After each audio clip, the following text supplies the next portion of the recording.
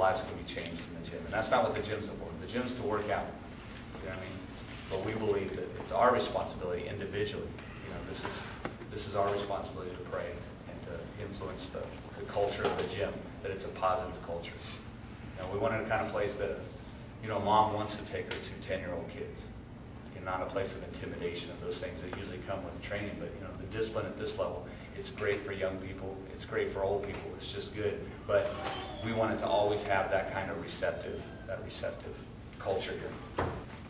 But a lot of us live our lives like that in areas, and usually it's the areas we don't want to take care of. Right? A lot of times when you have a list of things to do, what do you do first? The easiest, what's probably the one you want to do first, or should do the first, I should say. The biggest, the one top priority, the biggest challenge, you want to knock that out. But a lot of times we'll take care of the easy stuff, we'll kind of put that stuff off. It's kind of like changing the oil. My friend, man, he always said, man, I don't ever change. I said, man, I'm going to take care of that. Well, his engine froze. You know, his engine froze, and that costed him, you know, a couple grand. You know, oil changes, you know, $59 at an expensive place. $15 to do it yourself. And you always think back like, man, well, here's the deal. You can live your life by taking care of the priorities you need to, or you can live your life in emergency mode, reacting to all the stuff that's gone wrong because you didn't do the things you were supposed to do. And really like that. I mean, we were driving back from Phoenix, and I had my truck, and my wife was behind me, and I'm driving, and it didn't have any AC. We just came back from North Carolina. So we didn't have any AC, so I had the windows down and the stereo. My daughter with a 32-ounce thirst buster trying to keep her cool, you know, because it was hot.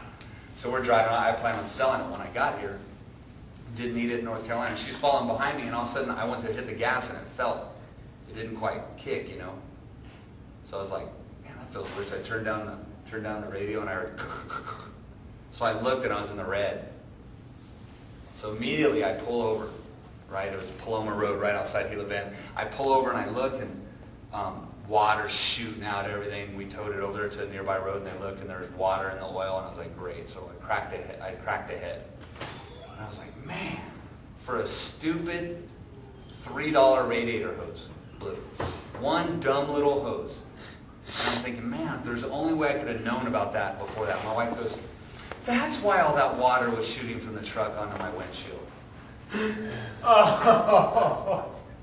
So she's been driving behind me for miles, and this leak is spraying, and she's going, I wonder what that is. Finally I pulled over, and I said, if you would have just pulled up next to me and waved me over, it would have been a $5 fix. Now it's $900. You know, but we live our lives like that. People don't want to do and take care of the things they should take care of, so later on in life they pay the high price. You know, how many people, when they were in school, love going to school every single day, being on time for class, love studying, and love doing homework? Right, some of the subjects, but not all of it. But see, the people that don't find that important pay for that big time later on in life. You know, the people that don't find things like working important, they don't ever learn how to work hard, they can't ever keep a job. They will pay a big price later on in their life, a big price. And the difference is it's short-term sacrifice for long-term reward. Or it's short-term reward for long-term sacrifice. A lot of people when they're young just don't want to do anything except what they want to do. And then they pay for it the rest of their life. That's not no way to live. We want to make wise decisions in everything we do. We want to be doing the important things. You know, a lot of people don't value their relationships with their family until it's too late. Until you're down the road and it's just disconnected and broken off. You know, but we need to value those things. You know, you don't want to just pay attention to your family when something goes wrong. Right? All of a sudden now the kids are in trouble. Now we're interested in their life. Hey, what's going on? And it's like, hey, you haven't been concerned in 5 years. Or vice versa. Kids don't care about their parents until they need help. Get in trouble and all of a sudden, can you help me? It's like, hey, you picked up the phone. You can't answer it. I'm in jail. Oh. And those are extreme examples. so no one feels too connected to the message yet until we sink it home. That's right. But the reality is we all have things we can be more, the word is diligent, more diligent in our life to be about it, you know. 2 Peter 1, chapter 1, verses 3 and 4 says, everything that goes into a life of pleasing God has been miraculously given to us by getting to know personally and intimately the one who invited us to God, the best invitation we ever received. We were also given absolutely terrific promises to pass on to you. Your tickets to participation in the life of God after you turned your back on the Word corrupted by lust. So let me read it in another version. 2 Peter 1, 3 through 4.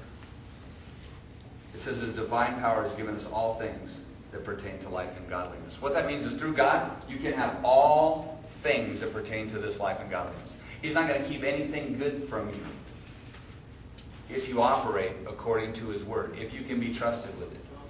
See, a lot of people say, well, you see people that like win the lottery and stuff and blow it and all this stuff happen. You go, I would never do that if I had that money. I used to say at the age of 18, if I had $1 million, I would be wise with it. Now I look back and go, if I had $1 million at age 18, I'd have killed myself. Don't be deceived. I look back and said, what would I do with it? I said, man, thank God I didn't have $1 million at 18 years of age. And then it says, and His divine power has given all things that pertain to life through the knowledge of Him who called us to glory and virtue, by which has been given to us exceedingly great and precious promise. God's promising you things in your life.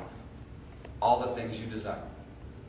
You know, most men, you know, as they're young, they desire to have a great marriage, a great wife, and a great family.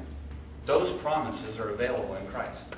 Outside of Christ, people try to do it on their own, and they have crappy families, crappy marriages, and divorces.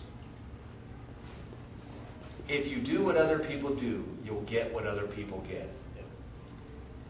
If you're following a pattern of life, you might want to find out who you're following and look at their life and ask if you want it. Because, see, we have this disconnect that we can live like this and get this. I can live like an idiot, right? And then, when I'm older, I'm going to meet this nice virgin girl who's nice and never been with anybody and just wants to be, dude, you are smoking crack. Those people aren't looking for people like you. They're looking for people like them. If you live like this, check it out, you get this. You get the jacked up girl that's either pregnant by you or somebody else, and you go marry them. Now, this is stuff I'm making up. I minister to young people all the time. I've done 32 weddings. I know when I'm sitting down doing premarital ministry, I'm looking, there's some yellow flags in this one.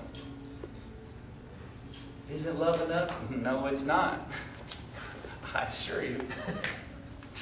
So make some wise decisions that will set you up for success. Right? Why do people go to college?